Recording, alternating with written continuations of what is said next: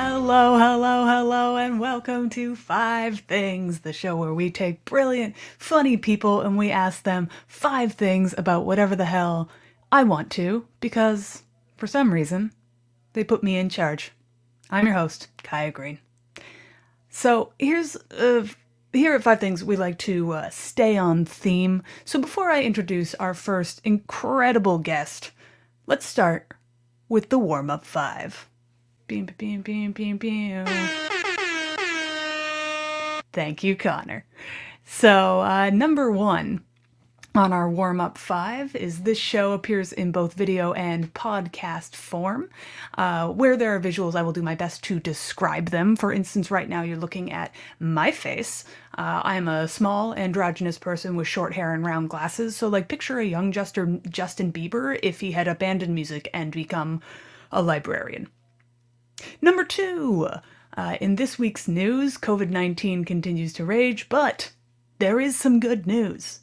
The flu has been drastically reduced this year, with only 17 recorded positive cases, down from 711 at the same time last year. What? That's pretty good, right? I think we can all feel happy about that, if not other things. Go us! Number 3, fun fact of the week. Did you know pirates did wear eye patches historically, but not always because they were missing an eye. In order to help their eyes adjust more quickly between the bright ship deck and the dark below decks, pirates would patch one eye so it was always adjusted for the darkness. That's a pretty cool fact. That's a bring it up at parties fact, I think. All right, number 4. Stuff you should know. This is the traditional territory of many nations, including the Mississaugas of the Credit, the Anishinaabe, the Chippewa, the Haudenosaunee, and the Wendat. We should all know these names, we should all thank these names for taking care of the land, and we should make sure that we are honoring them not only in the past, but also in the present. And number 5, our guest today. Her first show was created in the Emerging Creators Unit at Buddies in Bad Times Theater. It was called The Cunning Linguist, and it won the 2016 Queer Acts Audience Award. Monica Garrido, who is our guest today, has had the privilege to be a member of diverse improv troupes, including The Queendom and Kinseyvale. She's part of the ensemble of the Canadian Comedy Award-winning show Sketch Comedy Extravaganza Eleganza. There we go, working on talking today. Currently, she co-hosts and co-produces Radio Aluna Theatre podcast and is part of the House Co-Ensemble at Second City Toronto, which only half exists but is still pretty awesome. She's also the 2018 recipient of the Queer Emerging Artist at Buddies in Bad Times Theater Award.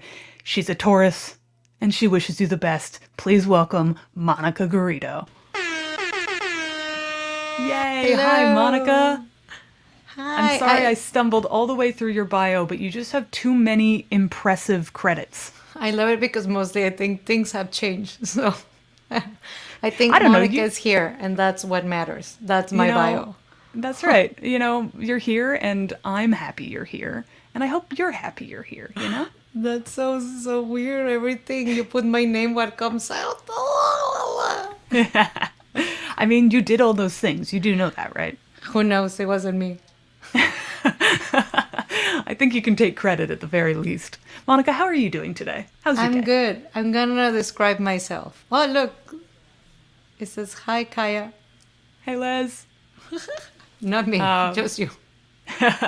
Yeah, okay, so Monica, could you describe yourself for the people listening?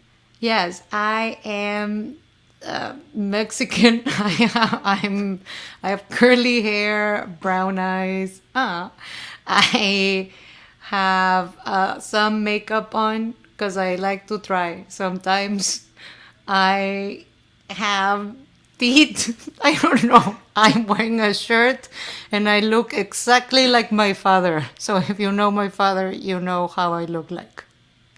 Wow, fantastic. What I got from that was teeth and wearing a shirt. So now I'm just picturing teeth wearing a shirt. With curly hair. That looks exactly like Monica's father. Yeah. So, yeah, you got it. Monica, I hope you're having a good day, a good week, a good month, a good pandemic. Yeah, the best. Wonderful, excellent. If you're feeling up to it, I say we just dive right into our 5 things. You ready? Yeah. Yeah, all right, let's do this thing. Thing number 1. So, Monica, as you stated in your description of yourself, you are from Mexico. Yeah. Yes. So, I'm curious because I don't think we've ever had a chance to talk about this in all the times we've sort of performed together. But I'm very curious about whether you find that there has been a difference working both in comedy in Canada and comedy in Mexico, whether there is a different sense of humor between the two countries. Or if not, what kind of translates well in both places? I think physical comedy translates well in every language. Makes sense? Yeah, I feel I am a person who does a lot of faces for everything. So I feel when I don't know how to say a word, either in English or Spanish, I'll just do a face, and I will speak for it. I didn't do a lot of, well, yeah. I'm trying to think what comedy I did in Mexico, and I think the timing, the way we speak, at least in my part of Mexico, which is the north, we speak like it's called golpeado. So in Spanish, I speak like this all the time because this is how I speak. We have like a taka taka taka taka taka taka taka taka, and here I don't have that. So I think it's a lot on like the rhythm of how we tell jokes is really different. And also I love when you, ¿cómo se llama? How do you say? References. I did a show here with, ¿cómo se llaman? Patricia and Mela Pavon. They have a, Patricia Tab and Mela have Melodramáticas. They have a duo and they invite me to stand up. And even though the show is in English, most of the audience spoke Spanish. And I was like, I'll try some stuff. And I did only reference of things that are like well known in like Latin America, and people laughed like a lot, and I'm like, okay, this works here, this is good here. But it's a lot when I think when I do shows that I know some of the audience speak Spanish, I will try to do at least one joke or something that I know at least just 2 people will get and they will laugh before everybody else, because I always like that, because I feel sometimes in translation they might be like a delay to get the joke, and sometimes it's good to be like, I'll give you this one. That's so neat. That must feel so neat to be able to like direct those jokes straight at those people in the audience. But yeah, and I've been thinking about timing. I translated recently my solo show, and I thought it was gonna be so easy. I was like, oh, I wrote this show, so I can just translate it. It makes sense. And no, it was it's really hard. It was really hard because Spanish, there's not a neutral Spanish, right? There's Spanish from everywhere. So slang is different. The way we use certain words is different. In English, I tend to sometimes over-explain myself. Right. And in Spanish, I realized I didn't need to do that. But it's been like the way we use also pronouns is really different. Like it's quite an adventure. Yeah, no kidding. It never really occurred to me that, of course, the timing of jokes would be different. I imagined that there would be differences between, like, humor and what's funny in some places, because I know, at least in English-speaking countries, something that really lands in Britain might not land in America, you know? Mm-hmm. Even in the same language. But the timing, that's so fascinating. I feel because everybody has like, we all speak with different timing, right? I feel like if you see British shows, sometimes they're so fast. In Mexico, at least, where I'm from, we are also really like we're really fast talkers, and I think here is a little bit more of like mellow, not mellow, but it's like the flavor is different. Yeah, I mean, I've even heard people say that Canadian improv is slower than American improv. For me, it's quite fast. Yeah, makes sense. Yeah, seems fast to me, but it's all I know. So, yeah, but that's really interesting. As somebody who is just a speaker of one language, I can imagine that there's so many nuances that change when you switch between them.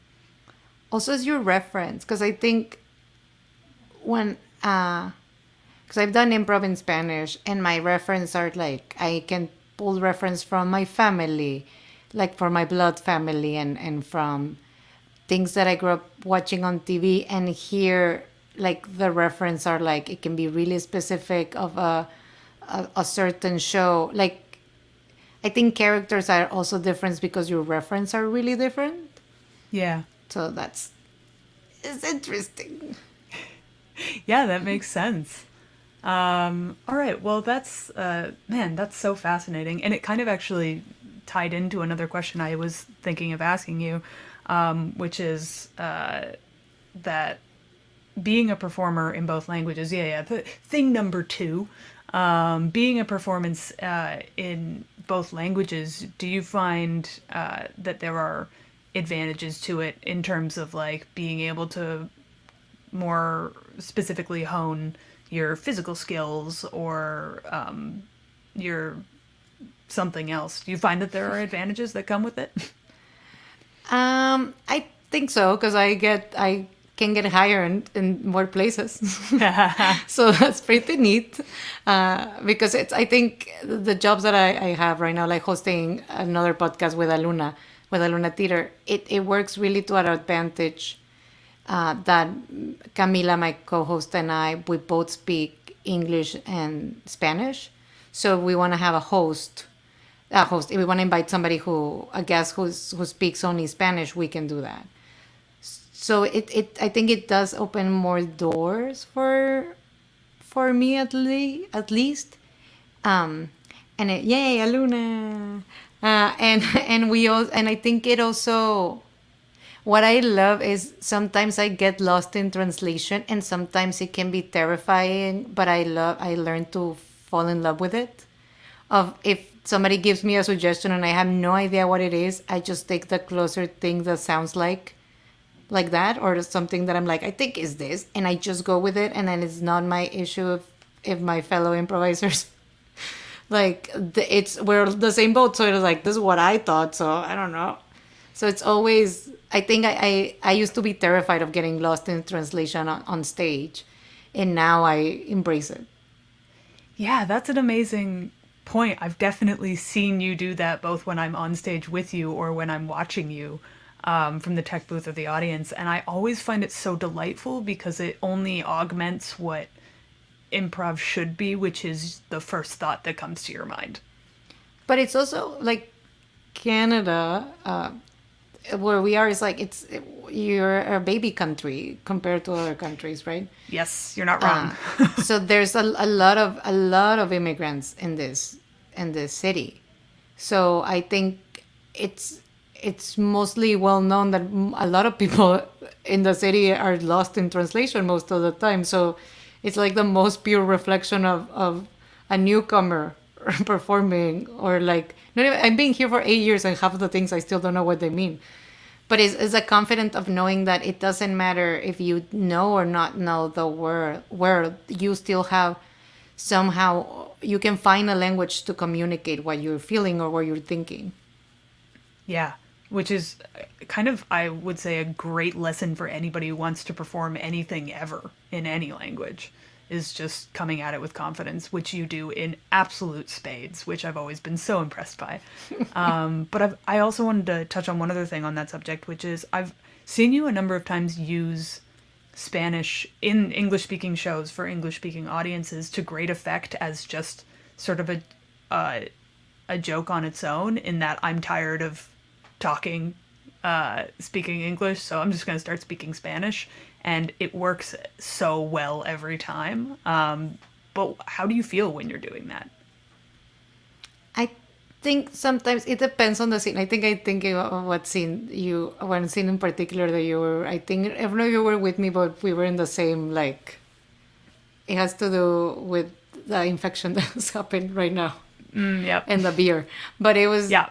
For me, it's, because sometimes I can see certain words that people are trying to say, and I'm like, that's not the way you say them. Like, even the simple thing of saying, like, taco to taco is like, yeah. And it's so weird because it's literally just a clarification to show that that's not how you pronounce certain things. People think it's funny, which is amazing. It's just this assertiveness of like, no, this is how you say certain things.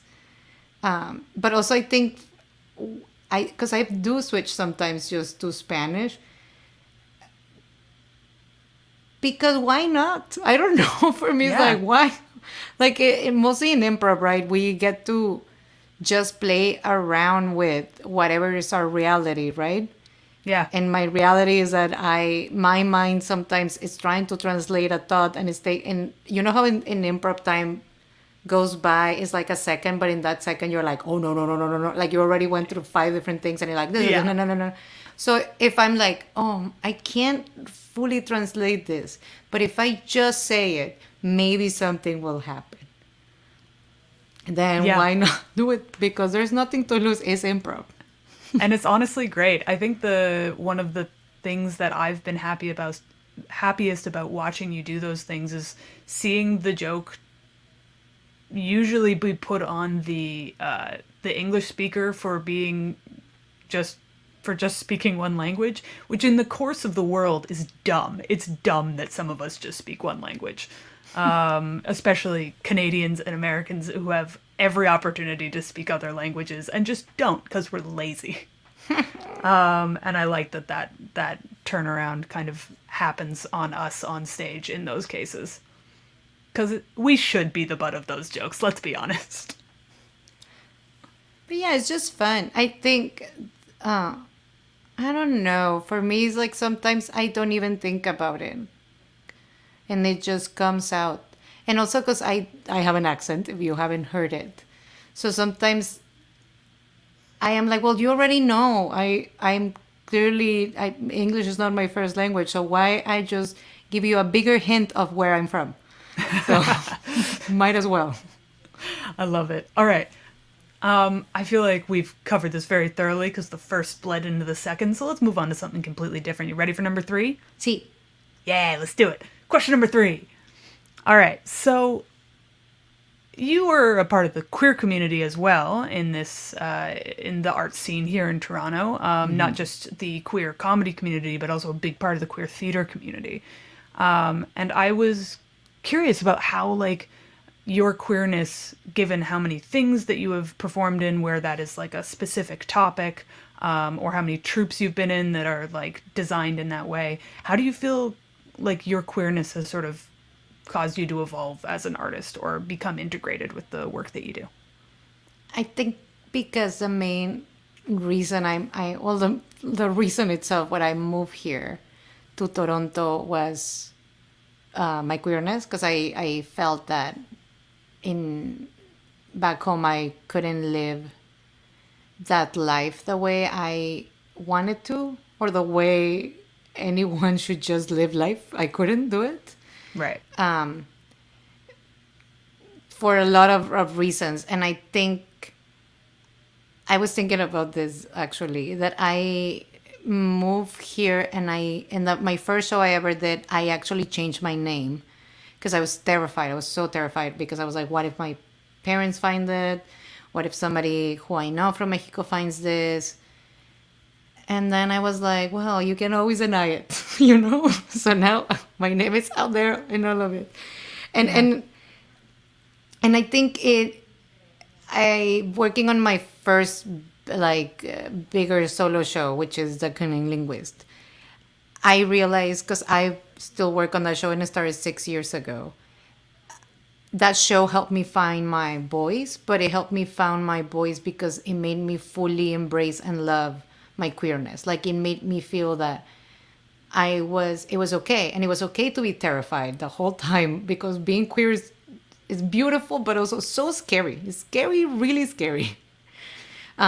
So I think that being queer and being here, it made me fully embrace it, and fully embrace that I can have as many labels as I want to give myself, or I can have no labels, and it's up to me if I want to change them, if I don't want to change them. Like it's literally, I have no limits to what my queerness can be. And I think that's really reflected on my art. And it's really reflected, I think it's really, I feel that I have grown to be a better artist because I have grown to know and love myself fully more of on the person I am. Because I think back home and when I moved here, I didn't fully know I could be me without being afraid of offending other people, without being afraid of hurting people in my family, Yeah. which they still don't know. So, but yeah, it's been, I don't know. I think embracing who you are and as a human in particular is, or like in general, is really telling of your art. Because I think once you find your voice and find what you want to say, your art will grow. And for me, it just turned out that I'm extremely gay. Yes, I wish we could just program the world to have air horns every time somebody said that. That is, wow, what an incredibly beautiful answer. As a follow-up to that, not so much a different question, but as a follow-up, you work a lot with a lot of queer artists. Are there some other artists that you would like to shout out on this subject that are just sort of blowing your mind lately? People that you think need more attention, so on and so forth? There's so many people. There's so many people. Augusto Viter, I love Augusto Viter. They are amazing. I'm sorry, I'm obsessed with Augusto Viter. Camila Diaz Varela. Yes, Augusto. Jimena Huisi, Sofia Rodriguez, and Liz Durr, Rafa Antonio. Like, there's so many queer artists doing so much work. Ty Sloan, Jordan Camp, my beautiful, incredible, talented partner, Liz Staples, Yolanda Bonel. Oh, I can say many, many beautiful people. Sebastián Marciali, El Toro. Oh my God, I can just keep going on. Lucia Linares, Trisha Hagarillas. I'm so lucky that most of my friends are artists. Kyah, Patricia Tapp, Trisha. Oh, Yep. Trisha is the best. Oh, The yeah, most Trisha's talented. excellent. Kyah. Oh, boy. No, there's so many people. I can shout out to everyone, like everybody from Lemon Tree, everybody from Aluna. And there's everybody who's doing residencies with a lot of theaters right now. They're amazing. Ava, like, I don't know, Brandon Ash Mohammed. Yeah. Like, I feel there's Janice, like, oh, I can go on and on and on and on about so many people. I can just go on my Instagram and be like, this person and this person and this person. Well, you gave people a really good list of things to look up there, which is great. For anyone who's listening to this and is like, oh no, that was too many names too fast, don't worry. This will be available to watch later, so you can, and I'm sure will, come back, write all those names down, and go follow all of those people, because Monica knows what she's talking about. And also Miss Velveteen, which is my best friend from Mexico.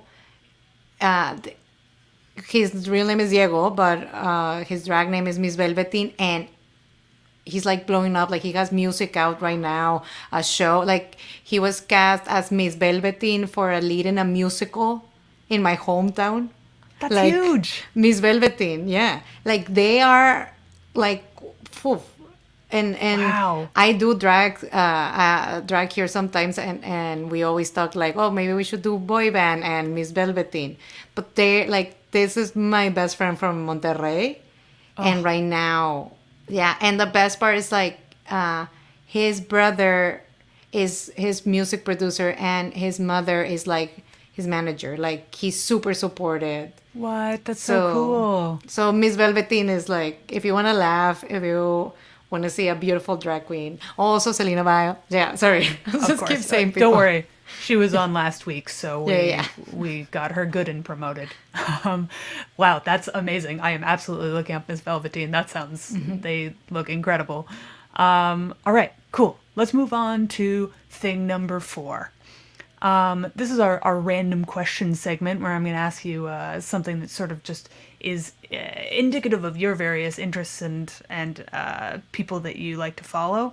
Okay, so Monica, if you could go to dinner with any 3 people, famous people, people you know, any 3 people in the whole world right now, who would you choose?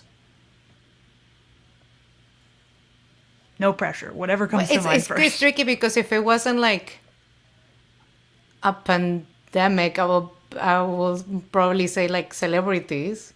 Oh yeah, let's pretend it's not a pandemic. I do Okay, that but every if not, day I will say anyway. like my friends, my mom, I don't know, my sister. Yeah, no, let's say the world is normal. You can go to dinner with 3 celebrities. Who would those 3 celebrities be? Celebrities. They can be dead or alive, right? Oh, yeah, let's do it. Yeah. Dead or alive. So Chabela Vargas, who is I don't know how to say like she became a Mexican, but she wasn't. I don't remember where she was born, but she wasn't born in Mexico. But Chabela Vargas is this singer who used to sing rancheras, which is ¿cómo se llama? A song, like songs mostly sang by, they mostly men sing the songs. And Okay. she was the biggest lesbian. And every woman wanted to sleep with her. Apparently, she slept with Frida Kahlo. Like, she was a No. rock star. What? So, but also her, That's so when cool. she sings, she has like so much sadness in her voice that you're like, she's feeling it for the whole world. So Chabela Vargas for sure. Selena Quintanilla because she's a queen. Always and forever. Yeah. Yeah. To heaven. And one more. I don't know. I don't care about celebrities. I'm joking. So I don't really. You can bring anyone you want for the last one. It doesn't need to be a celebrity. I don't know. I think my sister. I miss my sister. Aw, that's She's great. fun. She's nice, and I like her. So I will great. bring my sister just so I can be like excited to show her that I'm friends with the celebrities, and also to be annoyed by her because she's my sister. Oh, that's very good. That's very funny. Do you have a close relationship with your sister? Yes. She's That's also awesome. queer, so we are both hiding. But you get to support each other, which is awesome. Yeah, so we mostly talk to each other about real things that happen in our lives. It's so That's sad. nice. No, I mean, I think that's good. I think that's. I don't have any siblings, but I've heard that's the benefit is that siblings always know what you've been through and where you've been No, in yes. life. That's awesome. Also, I didn't say Lucia. Lucia also is an amazing artist. Lucia Linares, my little baby face. And Heath Salazar, gay Jesus. Sorry, I'm just going to keep saying names. You are welcome to continue saying names until we turn the cameras and microphones off. Oh, there's Please so many carry people. on. I will also have to vouch for both of those people, your other members of Boy Band the Boy Yes. Band. I love you guys. You're so much fun. If you haven't had a chance to see Boy Band the Boy Band in the future or via the internets, please do because they are so good. Monica and her fellow cast members are amazing. Yeah, boy. Yeah. All right. So, last but not least, on this wild and crazy ride we're on here, question number 5. You have a podcast. Tell us about that podcast. What is it that you are focusing on? What's exciting you about it? What's been the process of making this thing in pandemic? It's been interesting. It is because we used to do it it's with Aluna Theater, and we used to record it at the Aluna studio, where we had the equipment. And then when this happened, the great thing is the company sent us mics, so we have really nice mics. Me and my co-host Camila, my co-host and co-producer Camila Diaz Varela. And the only thing is it's hard when our guest doesn't have a mic, right? Because Right. we can be like, oh, and get a professional mic for this. So you just go through it. I think what I've learned mostly about podcasts, yes, it's really important. That sounds amazing, but it's really important what you're saying too. I think I will hear to something that sounds a little bit echoey or crunchy as long as it's something that I'm like, I love what they're saying. So that wouldn't bother me. Right.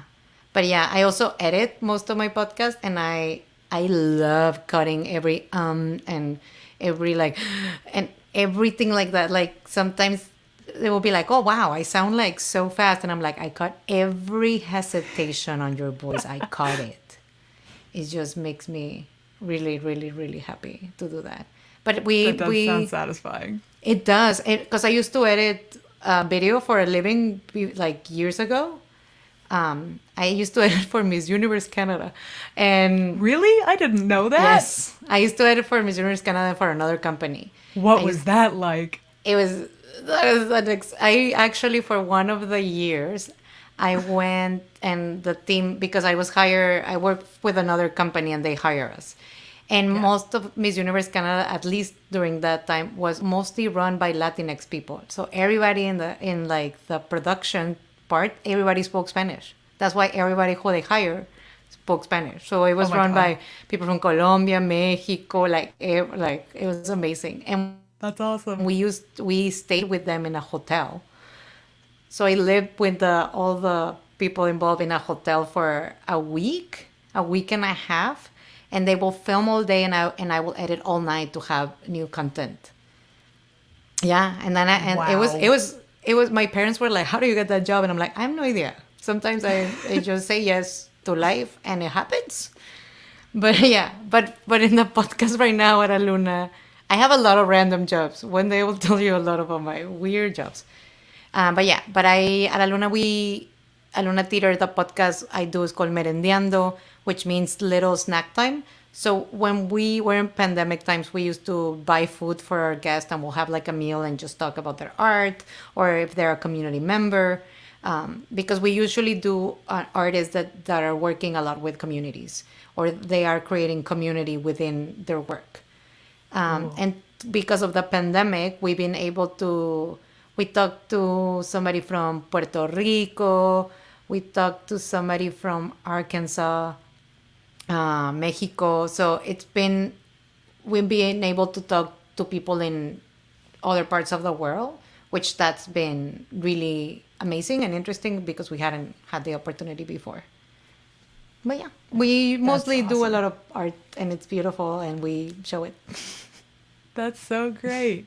Awesome. Well, we've actually run out of time. That I went know, I'm sorry. super fast. No, that's okay. Yeah, that's you're doing your job. That's amazing. You've just been like so much fun to talk to. I totally lost track of time. So, but just before we go, first of all, thank you so much for joining us. I miss you dearly. I'm so happy I got the chance to talk to you again.